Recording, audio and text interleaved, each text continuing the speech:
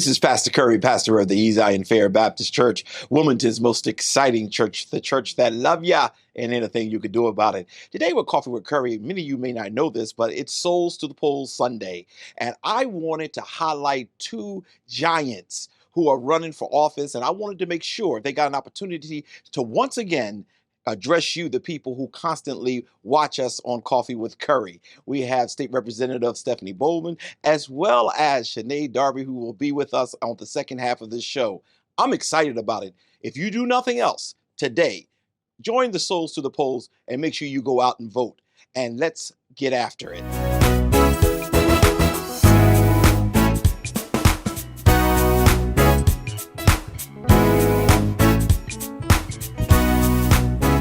And we're back. Well, it is a joy and a privilege to have State Representative Bolden with us today. You all have heard from her on this show a couple of weeks ago, and I asked her to come back because I believe so richly in what she's doing, how she's been able to help Wilmington to land several opportunities physically, as well as some things she's done beyond just the finances. She has been a present pillar of our community, and I want to make sure that you knew that, all of our seniors who are watching us, all of those of you who are voting. So today, once again, with all of your red Delta Sigma Theta colors on, welcome to Coffee with Curry. Thank you so much, and thank you for the opportunity to be back with you again. I truly admire all the work and efforts that you put into everything, especially the fortitude that you've shown for this community and for the city and the state of Delaware. Well, thank you for your kindness. But today, I really want to focus on you. I'm just grateful. It blew my mind that someone was interested in running against you. I just didn't understand that part. And normally when a person runs against someone, they have some agenda that will help the community. I've been trying to do some research. We're not going to talk negative about people, but I've been trying to do a little research to find out what are the issues that the opponent really was running on that would be different, that would augment the community. And I could not find it. So I don't know whether if it's appropriate to even ask you, do you know exactly why your opponent is running? I do not. I basically, any campaign I've had, I've focused on the campaign and on the people and the needs. Like, I've been an advocate prior to being an elected position. Yes. I've been out there for years upon years doing volunteer work and looking what the community needs and going forth with that.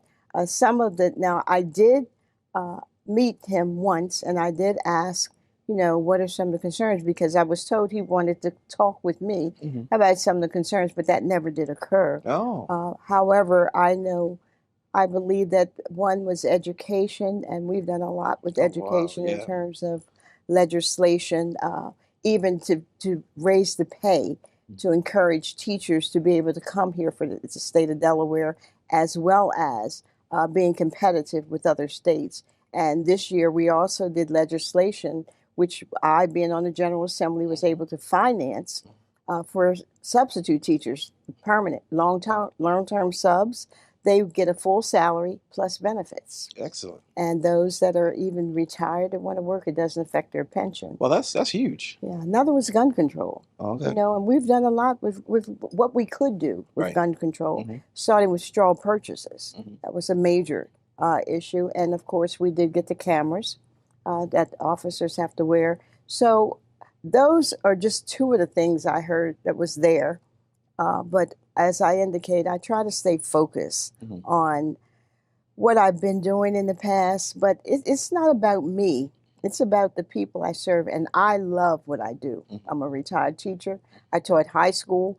People say, why would you teach high school? Because those are the kids that people sometimes seem to overlook. Right. We put programs in for elementary and middle school. But these are the kids that go home, the big sisters and brothers that go home to the little kids. And they look up to them. So it's important that we stay in touch and in tune with what goes on in our communities and with the people. And I live in the same community that I was raised and brought up in. Yes. I was able to walk to all my schools. And we've even there hasn't been a school built in the city of Wilmington since 1952, a new school. That was Stubbs. Right. And I was in the second grade, so don't add up the years when I did attend Stubbs. So now we have a new school, Bancroft, which is going to be the state of the arts. Yeah. Now, some people say, well, we want the old. Well, Bancroft was not an African American. Right. First of all. So if we want to talk about the teachers and the history, because I went to Bancroft when it was a junior high school, well, then what we will do, we'll create a memorabilia room. Okay. The same as we did with Howard High School, and keep that history going. But also, we need to put a course into these schools where the kids understand and know the history and the people that started these schools, and that we had a black principal back there in those days, Mr. Jackson. Okay. And Mr. Waters at Stubbs. Right. When that school. So there's history, I think, as we bring it forward, that our students and our children and our parents will be proud of the areas and the locations in which they live. Yeah. Just real quick, you talked about the new school that's being built, and that's the one that's taking up 3 city blocks? That's going to be housing back there, as well as the school. The school itself is going to be just state of the arts. What grade? Like we did with Howard. Okay. If you go to Howard, you go in there now. You have to take a tour to see what's there. Yeah. And hopefully, people will appreciate it. Yeah. But sometimes, Pastor, we have the tendency to judge before learning or listening, and I think, or hearsay. I never deal with hearsay. I always want to go and find out what it is myself. Read the legislation, read the bills or ordinances or whatever it may be, but also educate yourself. Right. And not, because that's what brings in a lot of, I guess, negative participation, and we end up with nothing. Okay. I like that. Yes. Yes. We're in the process of building too, and I watch how sometimes people, they go with the negative or the rumors as opposed to going with the reality. And I think the way you just put that was just excellent. And this is one of the reasons why I've always been excited about you being an educator, going to Delaware State University. And I always like to bring things like that up because fellow HBCU grad, I'm always in awe with people who really understand community. And education has been very important to me. I ran the Burton Phelan Memorial Scholarship Fund for over 25 years. And it was an event every year around Easter time where I had a fashion show I put on. And the models, which thought they were professional, were legislators, Gave them the light. They couldn't model worth it, but anyway. So that raised money for kids that wanted to go to HBCUs. Right. They got $1,000 a year toward tuition for each one, as long as they maintained a 2.50, and they had to give back community service when they were off on break.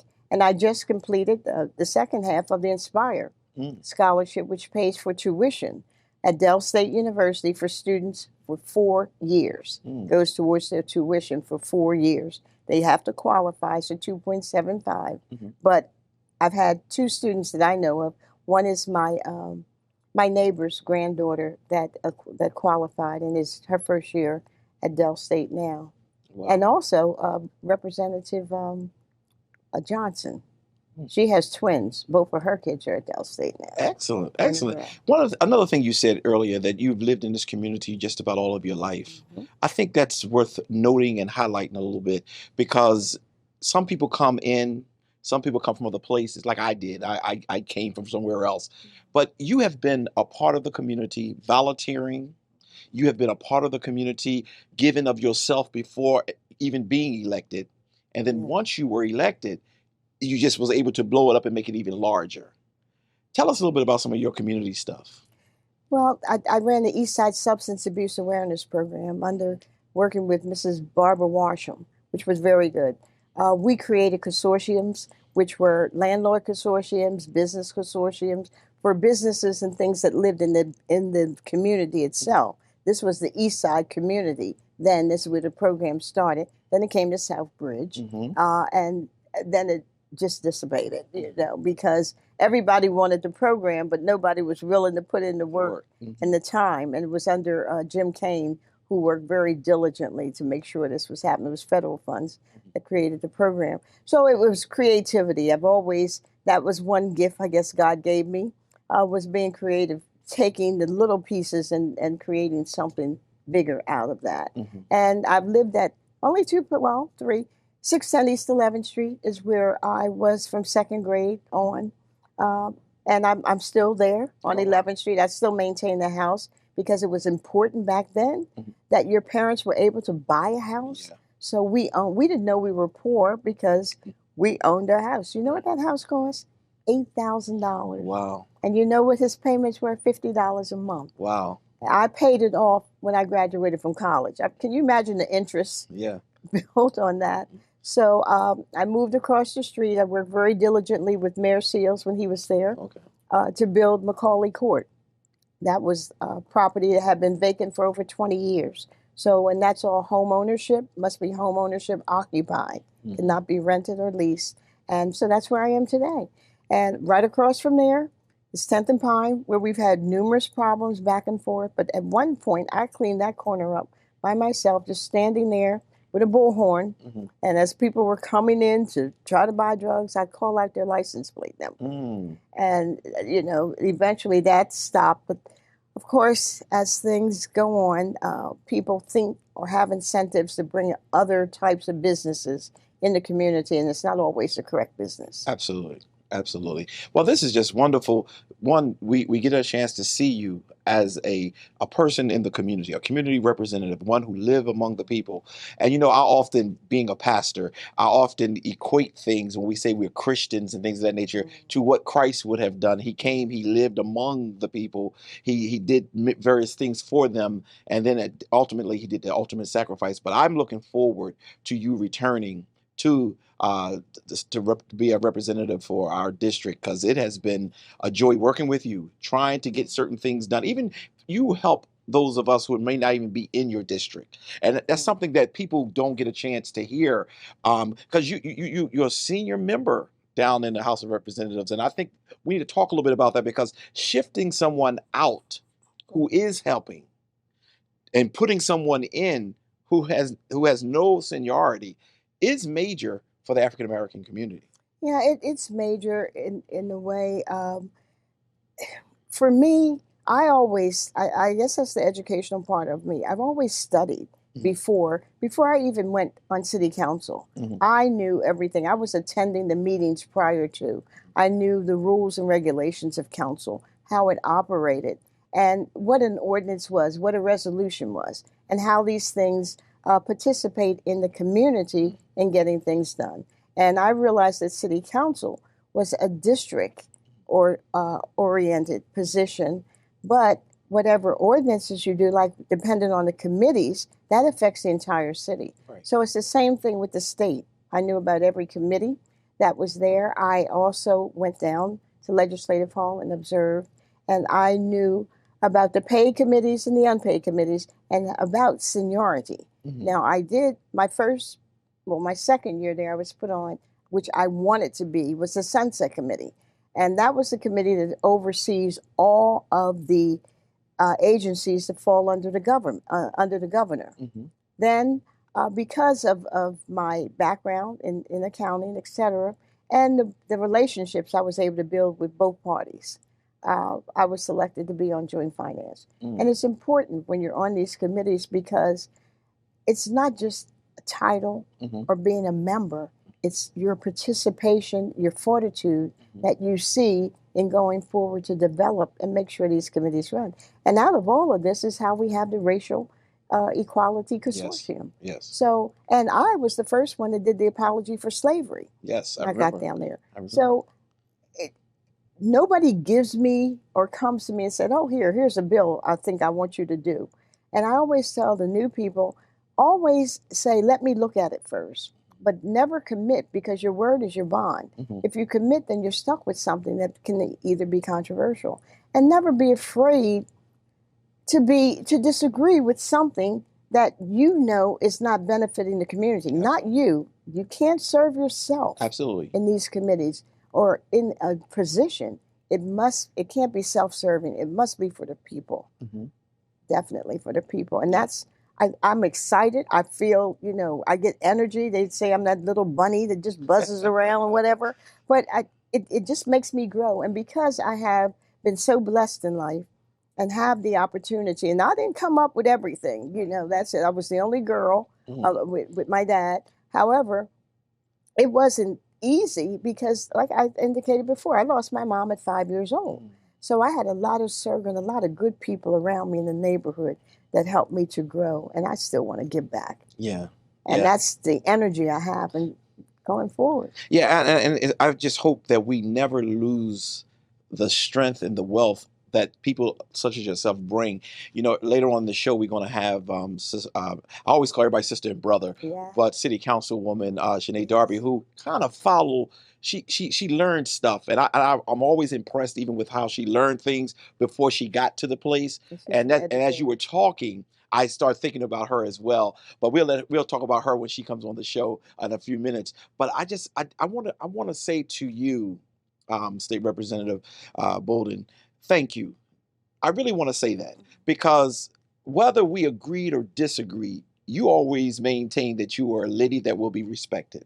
Thank you. Now, I didn't know that. I know you probably like that ain't the way I thought this conversation was going to go. But I want to say that to you. I want to say that to you in front of all of our viewing audience because never, and your last comment is what's making me say it. Never should a politician, public servant, just go along to get along. And there have been times when you just disagreed because your role, as I've always seen it, is what's best for the community that I'm serving. Now, it may not be what I want, but because it's not what I want, I'm an individual. Right. The community is what mattered. And I've always respected you for that. Even if we disagreed, I can't remember too many disagreements, but I'm sure we have.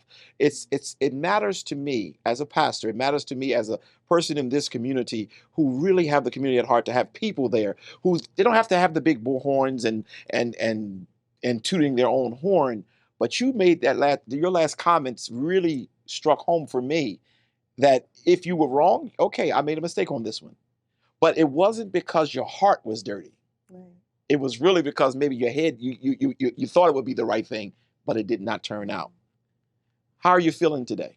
I feel fantastic. I'm proud of the work that I've done and the work that I continue to do, whether I'm an elected official or not elected official. It's not going to stop me from being an advocate for the community and for those that are less fortunate. But even those that are fortunate, I get calls, like you indicated, from everywhere.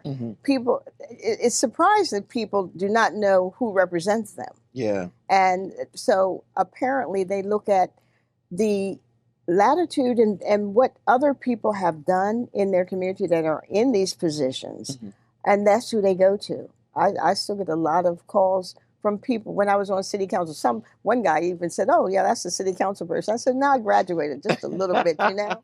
And so it's just I guess it's just the I guess the gift. I can't think of any other word to describe it. That my father was able to instill in me, being 66 when I was born, and being 92 when he passed. So he saw me through high school, through undergrad school, through graduate school, and so forth. He was there for me and made a way for me to have the house that he put so much work into going forward. You know, once he passed, I moved to Bermuda, was there. I taught school there, and I tried to get him to come to live with me there or just come visit. Well, he said it's not, if I could drive there, he would come. He would not get on a boat or a plane. So, you know, but I would come home every summer to be with him. So I was there. And finally, when he passed in 78, I was able to come home. But what I would finally say is that an elected position should be dealing with the people that you serve. It's not self-serving. It cannot be about yourself. It cannot be about dressing up. It cannot be about having a title. It cannot be about just being on Facebook taking pictures. And although this is the media nowadays, is social media, which is fine, but it's more than that. And when they say, "Oh, politicians are all crooked," it's not that. It's not the politicians. It's the laws that you have to look at to be able to change, to make it right for everybody. Right. And that's one of the biggest things with the racial consortium. We are looking at laws that have been on the books that have suppressed Black and brown people for years. There's some that need to be changed. There's some that can be created. But these are the things that we look forward to. And for me, I am an advocate of the people. I have gained everything I have today from working. Mm-hmm. I've always worked 2 or more jobs. Mm-hmm. And when I was in Boston in grad school, I worked 3. I taught during the day. I went to grad school in the afternoon. I taught at OIC in the evenings 4 days a week. I taught at Roxbury Community College on weekends. So you work for what you want. You get pensions by working because you pay into that. Right. You know. Right. So these are the things that you can acquire through life. And again, I want to truly emphasize that it has to be about the people that you serve and not about yourself. And you have certainly demonstrated and illustrated that. And I've had the opportunity, and I thank everybody that has allowed me to be in this position the number of times. And I don't plan to be here forever. Yeah. Well, I do. I plan for you to be there forever. Well, when God takes me out, I know that. But anyway, I don't plan to be in a position like this forever. But I want to be able to shadow people, and let them shadow me, rather, so that they are prepared to go into something higher, not just because they think it's their turn. Right. Oh, I like that. That's true. That's true, because it's never your turn unless you have earned that right. And I think that's important. And that's one of the reasons why I kind of shifted the interview to reflect on the heart that you have had for the community before you became a public servant. I've never called you a politician. You've always been a public servant as far as I'm concerned. And even in city council, that's when I came around. And then from city council to the state house, you have always tried to be fair and stick with your conscience. And I think that's another thing, if you're going to be a strong public servant, is that you stick to what you believe is right and what the community is looking for. And this has just been great. Before we let you go, because I know you have to get out there and stand at the polls, because all the souls are going to be at the polls. They have early voting too. Yes. As a matter of fact, early voting it goes on until it's 3 days before. So until Sunday. The primary. Until tomorrow. Tomorrow's the last day for early voting. Yeah, this is confusing. This whole week. With everything messed up. But because this is going to be aired on Souls to the Poll Sunday, which is next Sunday, I want to make sure that they are very clear, those of you who are watching us, that you have early voting up until tomorrow, but then you can vote on the 13th as well. Yes. But we want you to vote now. I'll tell you what I did. I announced it in our church because I'm a strong advocate for voting. Only power we have is voting. It was demonstrated in all of our civil rights movements, and I believe in it. So I share with the church that we're going to leave both services. At the 9 o'clock, we're going to leave after that service and go vote. All of us together. Doesn't matter where you live at in Delaware, but we're going to make sure everybody vote for them. And then after the 11:30, we're all going to go and we're going to vote. And my daughter, who is not old enough to vote yet, she said, Daddy, well, which one are we going to vote in? And I said, we're going to vote in whichever one we feel best. She said, because she don't like to get up for the 9 o'clock service. So she said, please vote at the 11:30. So I takes her in the booth with me to make sure that she understands that this is a very important thing. While we have a couple of minutes left, could you just please share with the audience, why is it so critically important that you maintain your role in the state Senate?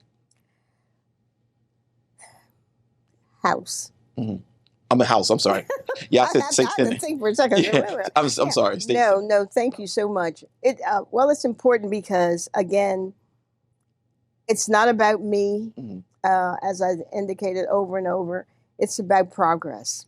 And it's about the progress of seeing us go forward and not go back. And in order to continue to go forward, we must educate ourselves according to what affects the community as a whole. We have to look at education, for one. That is a big piece, because we are the only city that has 5 school districts in the city. We used to have a Wilmington school district, and that's where I saw we were able to control our kids, know who they were, know where they lived, and be able to mentor them as we see them. There is a lot of building that this city needs. Remember, because Middletown is growing as well as Rehoboth. So eventually we will not be the largest city in the state of Delaware. So we need to maintain and get things going now. I need to be there to make sure that these things are able to happen. I need to be there to make sure that we try to educate our people according to what benefits us, again, as a whole. And that's housing. We need rental housing as well. We need home ownership that we want to be able to maintain, because that's always a catalyst for you going forward to be able to borrow, and even send your kids to college. Right. And we need, definitely, is education is the big portion of me and what you're doing for seniors, because our seniors are living longer and they want to stay in their communities. They don't want to have to go out somewhere else. So building senior centers, we did Sacred Heart 2, which is on the east side of Wilmington, and that is being successful. Sacred Heart 1 on Madison Street, but most of the 55 and over homes are in the county. Right. So I would like to see more of those come here. But the main thing is to vote. Yes. You had Hattie Phelan, who was the first African-American female to sit on city council. You had William Dutch Burton. You had Joe White. You had Senator Holloway Sr., who served 30 years in the Senate. These are people that made the way for us to participate, and we need to maintain, keep it up here and not down there. Absolutely. And make sure that we're able to go. How do we do it?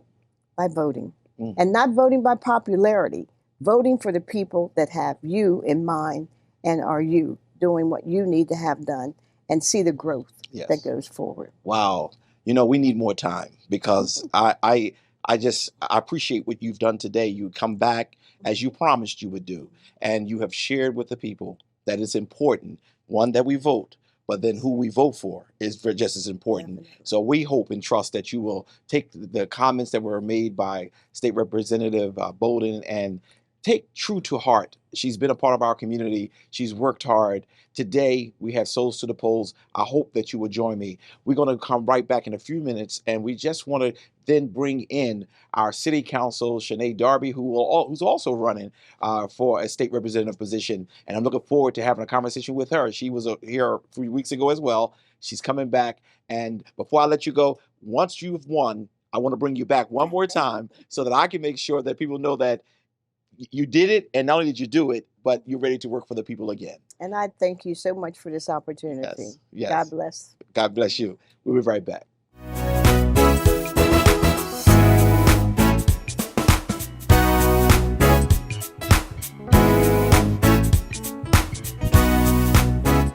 And we're back. Well, it's a joy and a privilege, City Council, Shané Darby, for being with us today again. And before I get started, I just want to say that I could not believe that you did not know that I was a member of Omega, but I did know that you are a member of Delta Sigma Theta. Yes. Wow. As everything I know about Delta Sigma Theta is about service. I mean, it doesn't matter. Whether it be in the education field, whether it be in the political field, whatever, it's about giving service to humanity. And so therefore it's not strange. I'm opening up this interview in a different way. Right. It's not strange that you are interested in doing what you're doing. You watched, I just had an interview with State Representative Bolden, and she shared how she watched before she stepped, and she watched before she stepped. That was somewhat like how you have been. You went to meetings, as our last interview shared. Things weren't right. People were just saying one thing, doing another, and you learned how to get the system and got elected. Now we're at another phase in our lives where you're in the same zone where I watched, and now I'm going to move forward. Before you apologize for not knowing that I was a Q, help me. I love it.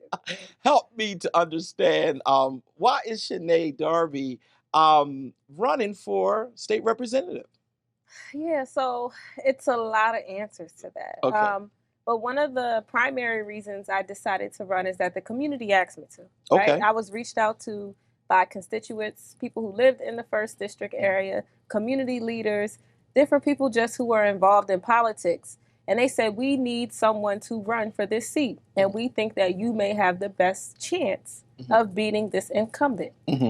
At first, I was like, nah, I'm good on city council. Yeah. But after thinking about it for a few days, some of the things that hit me were, one, a lot of the things I was advocating for on a city council level was somehow connected to the state. Yeah. Right? I didn't realize how connected they were. But over my last, 2 years being on council, I realized how connected they are and how city council, in my opinion, is a very weak legislative branch compared to the executive branch, which is our mayor administration. So, and I think a lot of our power is connected to the state charter that needs to be amended. We always have to send resolutions to the state to get something done, right? So I'm like, imagine some of the impact I can make on trying to strengthen or give city council some of the things that they need to be able to be a stronger city council, because it's supposed to be equal branches. Right. And it's not equal. It's a very parent-child relationship with the mayor, administration, and city council. So that's one of the first things I thought about. The second thing was the district I'm currently advocating for, the second district, is encompassed in the first district. On the first district state representative, and then my councilmatic district is within that. So I said, everything I'm advocating for, I can still do, but on a state level, and I can talk about education in a different way. Because on a city council, education isn't in our jurisdiction or really authority. I can advocate for it. I can, go to Red Clay school board meetings, or that's what's in the second district. I can go to these school board meetings, but I really didn't have any real authority or legislative say around education. So I said, this is a way for me to branch out to be able to talk about education, healthcare, and people who are incarcerated, things that I'm not really able to do on a city council level. So those are like the two things outside of being asked to run, because the community, they're frustrated, right? They are electing people to go and speak for them and be their voice, and it's not happening. And we saw that with the last meeting. It's not me saying this. The community came out for a meeting in opposition to a legislation, eminent domain. That legislator, he continued and wanted to continue to build that, put that legislation up, and said, if you want, you can vote me out on this bill. After the community is pleading with him, please don't put this bill up. Please don't. We want to talk about this more, because it was a rush bill. They didn't put that bill up until May, and the General Assembly ends June 30th. Right? So they were trying to rush it through. But the community said, no, we want a voice. We need more time. Let's talk about this. And that legislator said no. Right? So these are the things that I'm talking about. And there's things prior to that, amendments that were put up, voting no to certain legislations where the community wanted those things. So for me, it's nothing personal. And it's, for me, I think me and the incumbent, other than age, he could be my dad. So, of course, he has more community time and, time in the community. But we're both community centered. We're both from Wilmington. We both are social workers, therapists. We both worked in education, right? We both are into the arts. We're very similar in a lot of ways. So I say two things that are very different about us. Look at who funds you. Who funds you runs you. Say that again. Who funds you runs you. I might preach that one Sunday. Okay. Who funds you runs you. Please watch where the money is going, who's funding the campaigns, who's endorsing certain people. Then you will understand where their special interest comes from. Who funds you runs you, right? That's very different between me and him. And two, I'm more community oriented. I would never put a legislation through where my community is saying no. And especially where they set up a whole meeting at a PAL center. And it's not, to me, it's not that deep for me to push something. So my question is, why? And I can only speculate, because we never know what it really is. Who funds you, run you. Who funds you, runs you. Right? So we have to be mindful of those things. And paying attention during this election. Who funds you, runs you. And it's so true. When I heard you, while I'm hearing you, it's interesting that you are running at this point, and you talked about eminent domain. I always tell those who sit in these chairs or on any of the shows that I have, my seniors want to know specifically, what does certain things mean?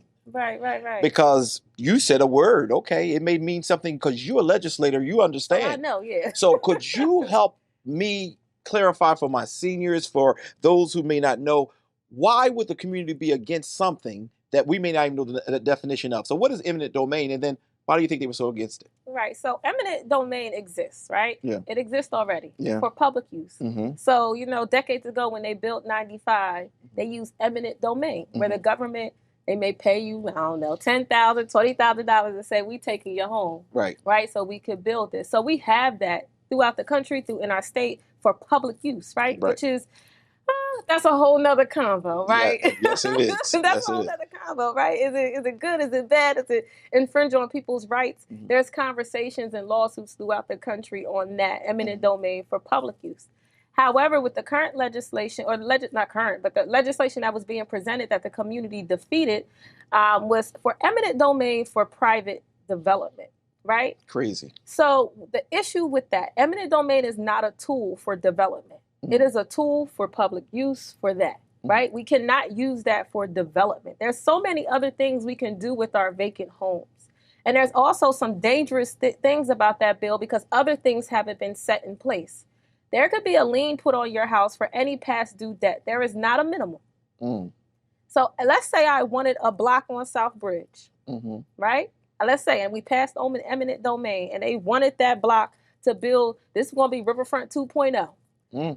It's right down the street. Stop playing. Okay. And they wanted to build some high-end apartments, and they wanted a block. They can find some past due debt.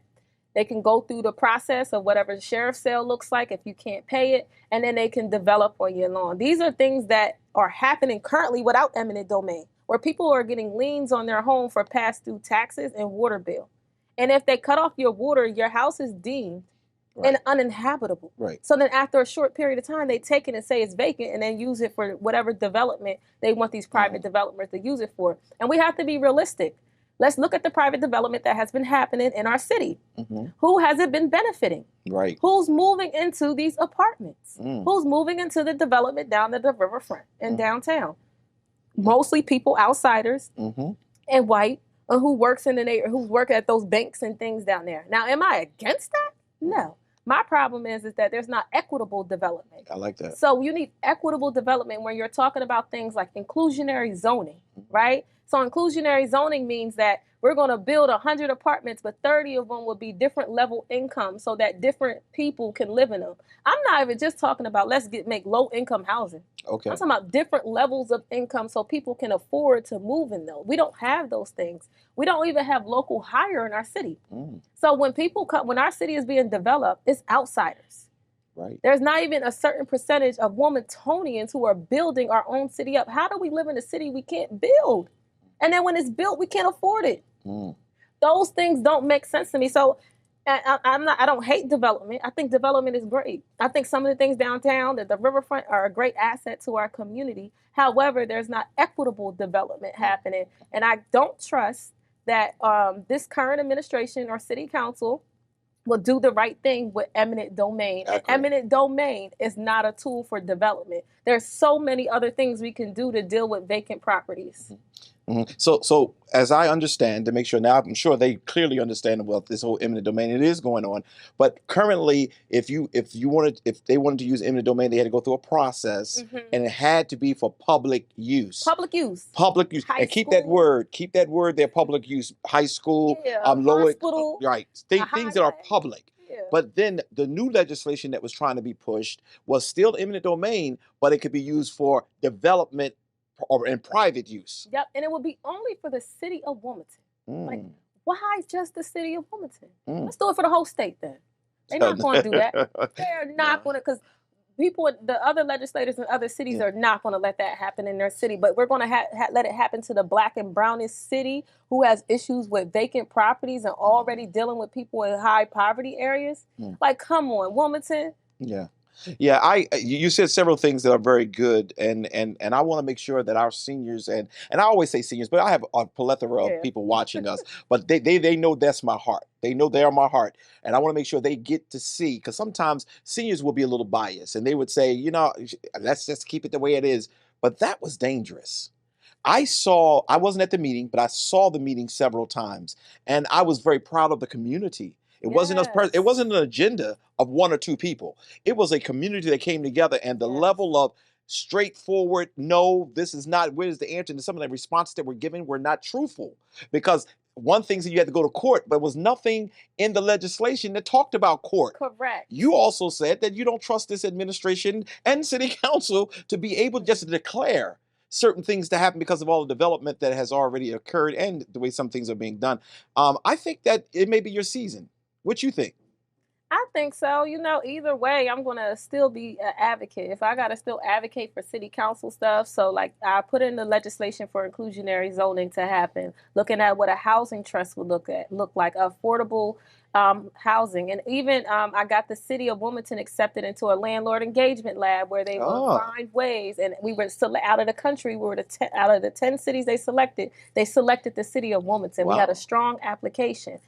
So they're going to work with us on finding better ways to engage our landlords in a more positive way to increase our housing stock. So that would be one way and solution to looking at how do we increase housing stock in the city of Wilmington. So if I'm a council person or a state rep, I'm going to continue to do the work, right? And I hope that as a state rep, though, I'll have more. I feel like I have more access to resources, more power or authority to hit on different things along healthcare, because I'm big on Black maternal health care, and then hit it on things around education that I think is so key and important to Wilmington students. And when we talk about things like I talk about gun violence, like all of those things are connected to gun violence. So that's awesome. And now that we are at today is souls to the polls, as I've been saying throughout the whole, all of the soul, and in Philadelphia is where I was first introduced to that, and that show it gave the Black clergy in Philadelphia such power because the politicians recognized, oh my God, my Lord, all of these people at one time in a block voting, and I'm excited about that today. I share with State Representative Bolden today that both are our services. We're going to leave. We got vans going over. We're not telling people who to vote for because that's not what we do. But we're going to make it obvious not to just vote by a party or whoever's been familiar. Vote for the person that you feel is best. But we're going to make sure that we try to get this strength in there. I heard IMAC is going to be a partner with this too, making sure that people are out voting. Shané, you have been on the scene for a very limited amount of time as it relates to city council, but your work is not limited. And what the last interview we had, you shared how you understand life's struggles, and your whole goal is now to speak for the voiceless, and you're doing a great job at it. You said you got strength off of your application for the housing piece. Can I get a little bit more of that? Yeah. So probably back in like February, March, I get a text actually from a senator. He sent me a text. He said, "You should apply to this." And I said, "You know what? Let me look it out. Let me check it out." So it was to the National Leagues of Cities. So I reached out to a few community people. I'm like, I need y'all to help me on this application so we can start looking at ways to address housing in our city, with also trying to figure out ways to engage landlords, because a lot of our issues stem from landlords, right? So, but how do we find ways, instead of saying you're bad, we're going to fee and fine you, how do we find incentives or different ways to engage them and make sure they're getting the business license, make sure they have affordable housing, making sure they have livable housing, right?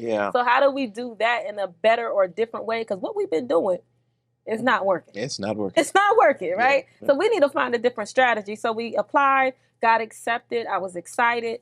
We meet on a monthly basis with the National League of Cities. They provide technical assistance. What I do is I created a team. So we have researchers from UD.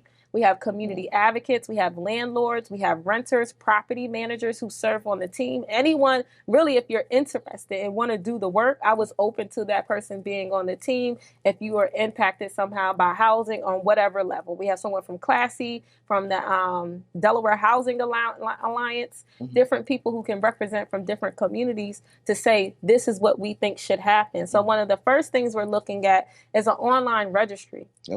In Newark, they have it. They literally have a map of all the rentals in the city of Newark, right? But imagine if we had a website people can go to and it sees a map of all the rentals, and I can click on this one rental and it shows me if they have their business license, if they did their inspection, if they had any violations. And then even as a landlord, I can go and check to make sure, oh, I forgot to update my business license. Let me go do that, right?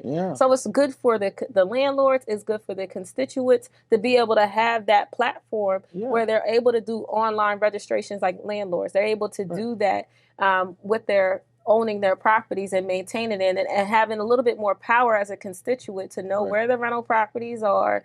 Am I going to a landlord who's doing the right thing, got their business license right? And it's also a way to attract the ones who aren't doing the right thing. Absolutely, that would have helped that Adams Street situation really strong. It would have helped that a whole lot. So this is really good work. This is really good work, and it's never based on how long you've been in the game. It's about the effectiveness of you being there. And as I always like to find a joking moment, while you were giving your level of excellence in service that you provide for our community, I just saw Delta written all over you. Because that's what Delta women do. They don't walk in arrogance. They walk in an assurance that we can get this done. And you have done that, and I'm really, really grateful for that. I didn't get a chance to do a lot of back and forth with you before now. Okay. I met you through Twin B when you were on his show, and that's the first time I really met you. You was a quiet storm. Now you're becoming a loud storm.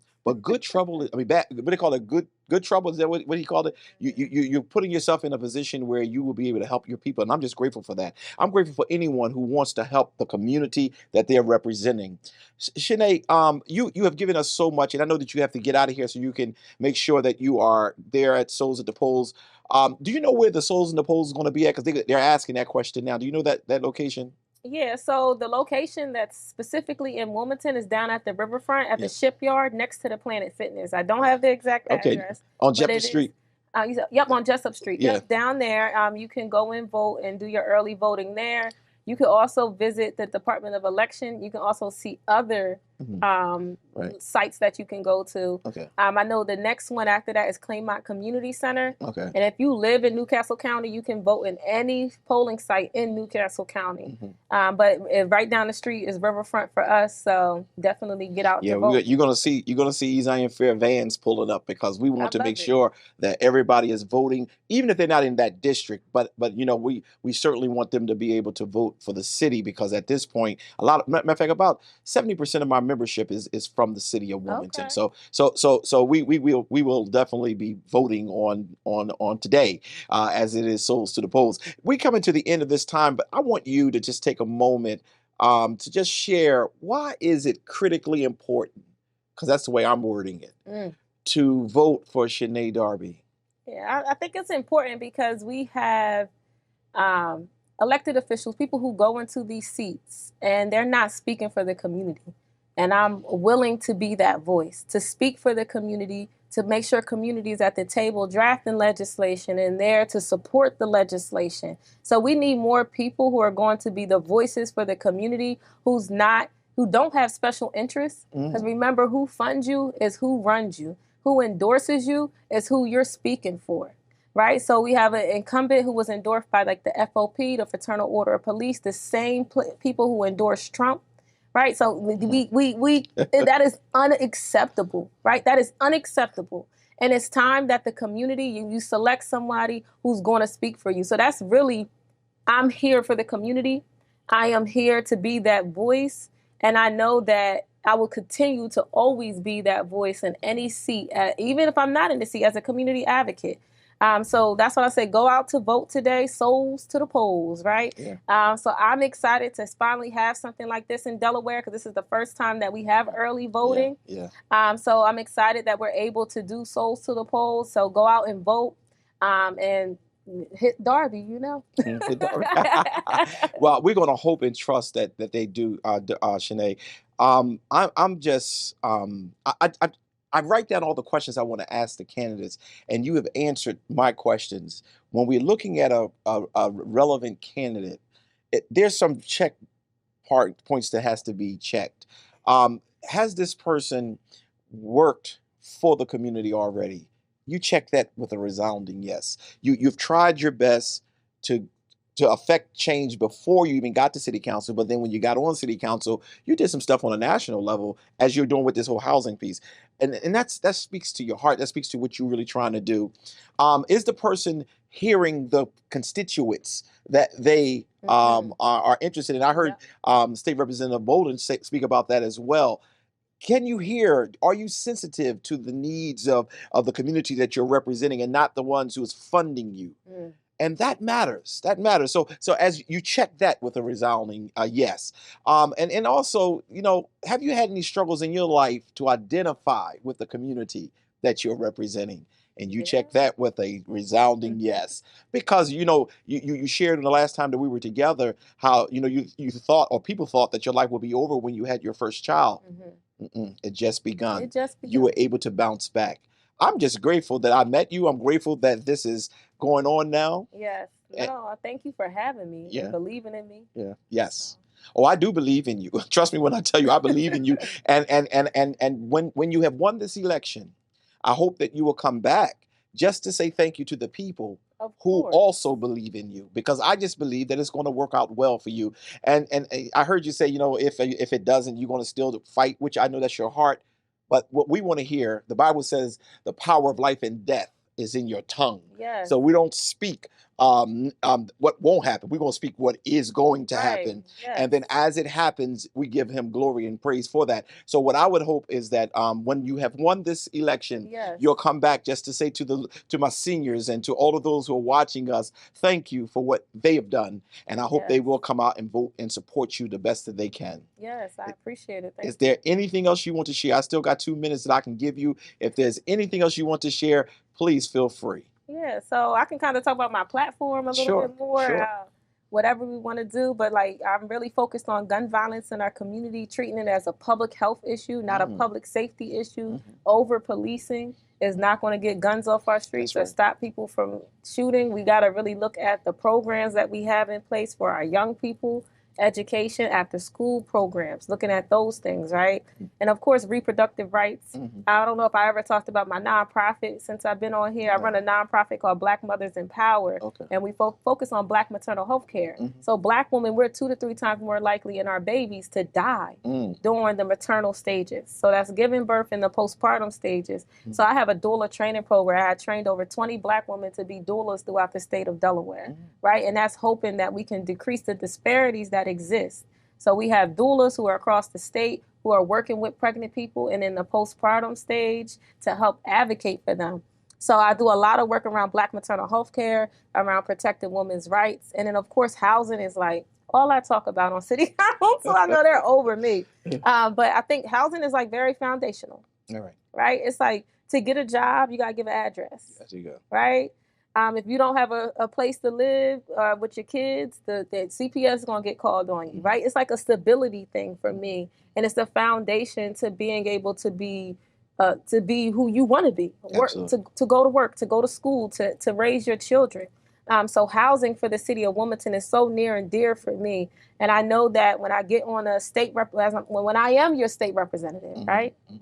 That those are the things that I'm going to focus on, and really focusing on intergovernmental things on assistant city council, because I really never felt like I worked well with my state representatives or senators, but like really trying to figure out how to build that bridge so that I can strengthen Wilmington City Council so it's on the same level playing field as the executive branch. So those are things that I want to focus on. And I look forward to going on there and the first day just working. Like I already have ideas on what legislations I want to put first, what I want to focus on. And of course, seniors, they're a big, like when I think of housing, I think of seniors, right? Because a lot of times I have like 4 high rises in my district, all of seniors.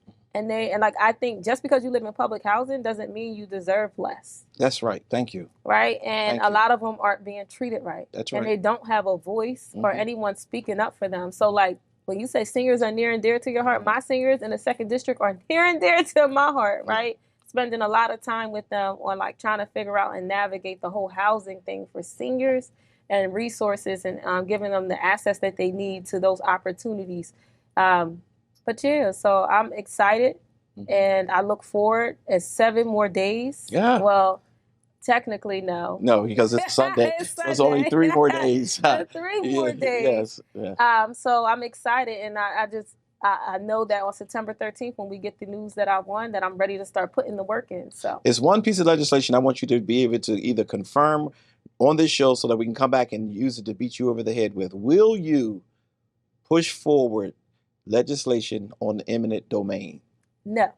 Eminent domain will not be pushed. I am looking at alternatives to dealing with vacant housing to increase home ownership. Okay. I know so many people in our city who want to be homeowners but don't have access to the resources, the education, and to the information, right? So how do we get that? Looking at ways to provide funding for those things is what I am focused on. Eminent domain is not a tool for private development. It is a tool for public use at this point, and it should stay there. Very good. Well, you've heard it. I look forward to seeing all of you at Souls for the Poll. I'll be right back.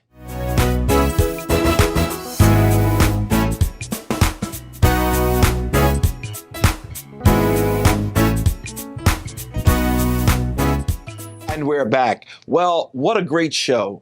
A very serious show. While I've certainly joked a little bit and we tried our best to just present to you two candidates who are running for office, both of them are running for state representative, one for the 1st district, one for the 2nd district. They're not running against each other.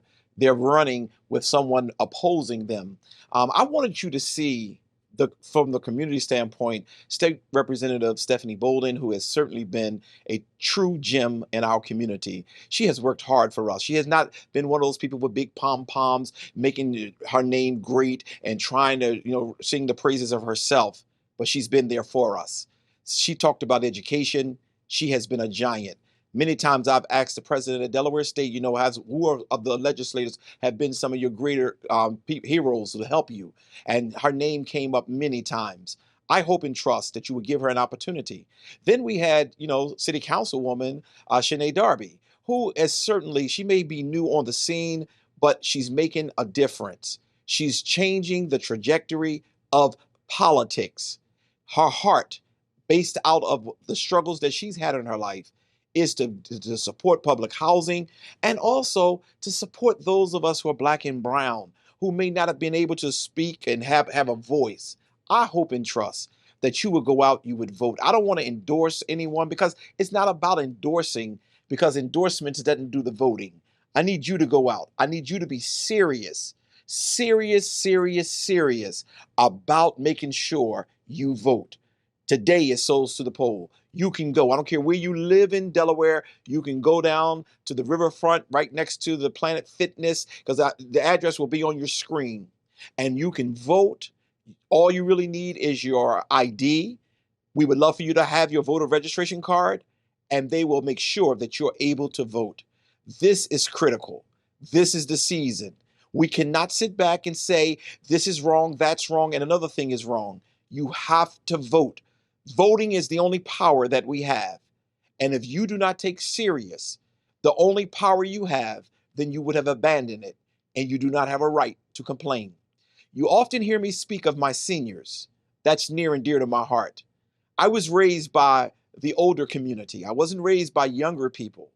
And they have always taught me values. And somebody has to speak up for them now. And that's become my role, to make sure that our seniors are protected and cared for. Today, you have a decision to make. Sure, on the 13th is the official primary election day for the state of Delaware. But by then, I hope so many of you would have already voted, because things happen. You may not feel good that day and won't be able to cast your vote, or you may get busy that day. Why don't you go today? Go today. Why don't you go today? Matter of fact, if you go today and vote, this will help you. And you can come to church if you want to, and we'll take you over when we go over. I just want you to spend some time today making sure you cast your vote. Because listen, your vote matters. And when people won't listen to you, this is the time to show them that you know how to remove them. I hope you enjoyed today's show, and I pray that the Lord will continue to bless you and keep you strong. Until the next time we get together, may the Lord God bless you real good.